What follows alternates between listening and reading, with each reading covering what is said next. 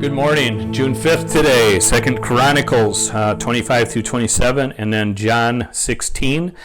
Today it was, we're seeing a king, and I'm going to read this real quick because it really kind of opened our eyes a little bit to possibly how we do things sometimes, and hopefully not too often.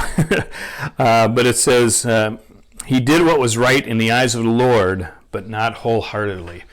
One of the things that I've enjoyed doing over the years is looking at things, doing it in excellence. No matter what we do it wholeheartedly, just not halfway, not a way we should.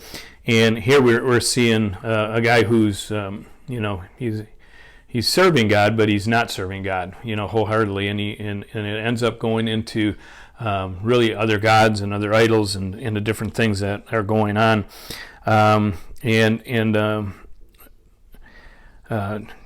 Jotham, at the end of chapter 27. It says, Jotham grew powerful because he walked steadfastly before the Lord, his God. The other events in Jotham's reign, including all of his wars and the other things he did, are written in the book of the king of Israel in Judah. He was 25 years old when he became king, and he reigned in Jerusalem 16 years. Jotham rested with his ancestors and was buried in the city of David. And here we see again that roller coaster of things going on, and one serving the Lord wholeheartedly, one not. And that takes us all the way back to David.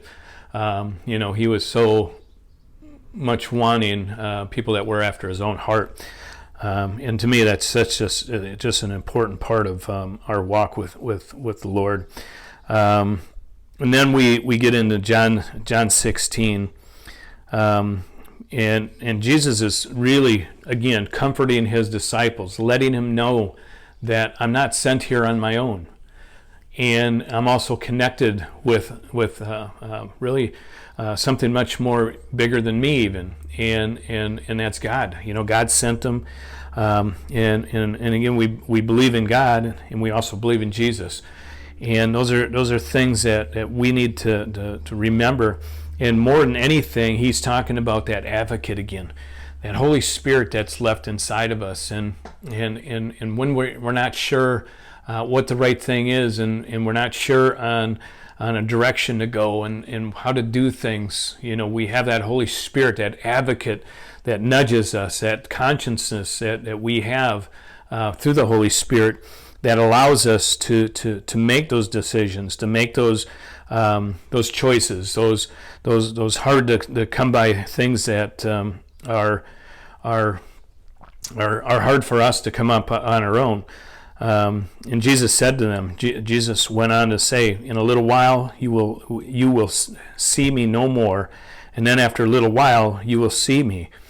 And they were confused. The disciples were confused at this. Some of the disciples said to one another, what does he mean by saying, in a little while you will see me no more, and then after a little while you will see me because I am going to my Father? They kept asking, what does he mean by a little while? Have you ever thought that? Have you ever thought of that at all? He'll be back in a little while. A lot of times we say that to one another. Well, I'll see you in a little while. And usually it's like, well, maybe a day, a couple days, but we're talking years, 2,000 years here, and again, it's not for us to know when and where, Jesus is going to come back, but these are great texts as far as, again,